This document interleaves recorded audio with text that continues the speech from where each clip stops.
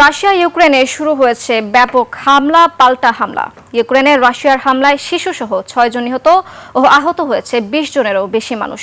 আর Russia ইউক্রেনের শতাধিক drone ভূপাতিত করেছে বলে দাবি করেছে।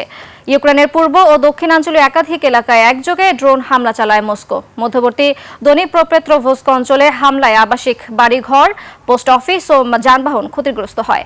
পাভলোভার্দ শহরে 8 বছর বয়সী এক শিশু নিহত এবং আরও একজন আহত হয়েছেন।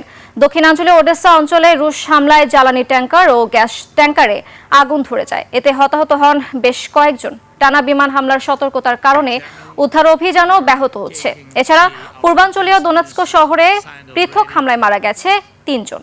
অন্যদিকে রাশিয়ার পক্ষ থেকে বলা হয়েছে রাতভর ড্রোন হামলায় তারা ইউক্রেনের 133টি ড্রোন ভূপাতিত করেছে। এদিকে রাশিয়ার প্রতিবেশী ও ঘনিষ্ঠ মিত্র দেশ বেলারুশকে হামলার হুমকি দিয়েছেন ইউক্রেনের প্রেসিডেন্ট ভলোদিমির জেলেনস্কি। বেলারুশের ভূখণ্ডে থাকা সামরিক সরঞ্জাম না সরানো হলে এই হামলা হবে বলে জানিয়েছেন তিনি।